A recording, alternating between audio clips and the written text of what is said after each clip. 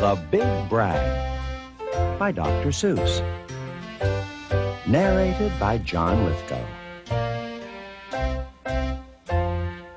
The rabbit felt mighty important that day, on top of the hill in the sun where he lay.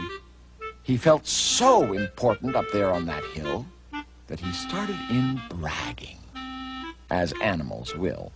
And he boasted out loud as he threw out his chest. Of all of the beasts in the world, I'm the best. On land and on sea, even up in the sky, no animal lives who is better than I. What's that? Growled a voice that was terribly gruff. Now, why do you say such ridiculous stuff? The rabbit looked down and he saw a big bear. I'm best of the beasts, said the bear, and so there. You're not, snapped the rabbit. I'm better than you. Pooh, The bear snorted. again I say, pooh. You talk mighty big, Mr. Rabbit, that's true. But how can you prove it? Just what can you do? Thought the rabbit. Now, what can I do? He thought and he thought. Then he finally said, Mr. Bear, do you see these two ears on my head? My ears are so keen and so sharp and so fine, no ears in the world can hear further than mine. Humph, The bear grunted. He looked at each ear. you say they are good, Said the bear with a sneer. but how do I know just how far they can hear? I'll prove, said the rabbit. My ears are the best. You sit there and watch me. I'll prove it by test. Then he stiffened his ears till they both stood up high and pointed straight up at the blue of the sky. He stretched his ears open as wide as he could. Shh! I am listening, he said as he stood. He listened so hard that he started to sweat, and the fur on his ears and his forehead got wet. For 7 long minutes he stood. Then he stirred, and he said to the bear, Do you know what I heard?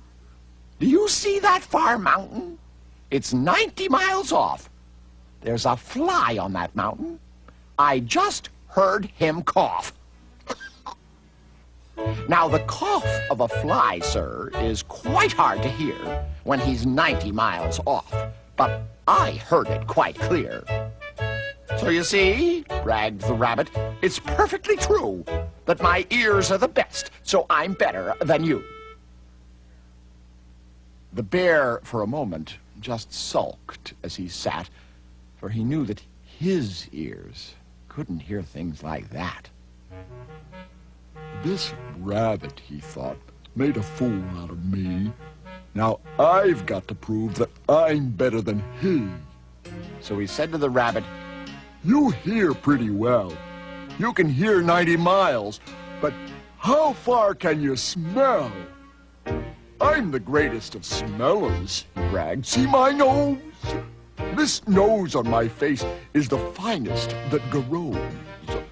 My nose can smell anything, both far and near. With my nose, I can smell twice as far as you hear. You can't, snapped the rabbit. I can, Growled the bear, and he stuck his big nose way up high in the air. He wiggled that nose, and he sniffed, and he snuffed. He waggled that nose, and he whiffed, and he whuffed. For more than 10 minutes, he snaffed and he snuffed. Then he said to the rabbit, I've smelled far enough. All right, said the rabbit. Come on now and tell exactly how far is the smell that you smell. Oh, I'm smelling a very far smell, said the bear. Away past that fly on that mountain out there. I'm smelling past many great mountains beyond, 600 miles more to the edge of a pond. And way, way out there, by the pond you can't see, is a very small farm On the farm is a tree. On the tree is a branch. On the branch is a nest. A very small nest where 2 tiny eggs rest. 2 hummingbird eggs, only half an inch long, but my nose, said the bear, is so wonderfully strong. My nose is so good that I smelled without fail that the egg on the left is a little bit stale. And that is a thing that no rabbit can do. So you see, the bear boasted, I'm better than you. My smeller's so keen that it just can't be beat. What's that? Called a voice from way down by his feet. The bear and the rabbit looked down at the sound, and they saw an old worm crawling out of the ground. Now, boys, said the worm, you've been bragging a lot. You both think you're great, but I think you're not. You're not half as good as a fellow like me. You hear and you smell, but how far can you see? Now, I'm here to prove to you big boasting guys that your nose and your ears aren't as good as my eyes. And the little old worm cocked his head to one side, and he opened his eyes, and he opened them wide, and they looked far away with a strange sort of stare, as if they were burning 2 holes in the air. The eyes of that worm almost popped from his head. He stared half an hour till his eyelids got red. That's enough, growled the bear. Tell the rabbit and me, how far did you look, and just what did you see?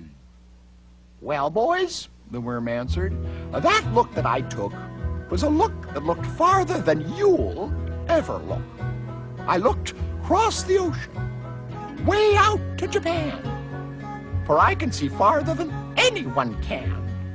There's no one on earth who has eyesight that's finer. I looked past Japan, then I looked across China.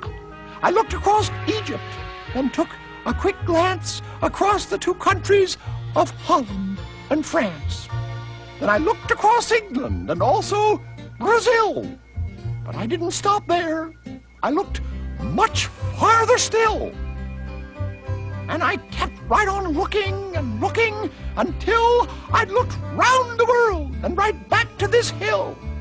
And I saw on this hill, since my eyesight's so keen, the 2 biggest fools that have ever been seen. And the fools that I saw were none other than you, who seem to have nothing else better to do than sit here and argue who's better than who. Then the little old worm gave his head a small jerk, and he dived in his hole and went back to his work.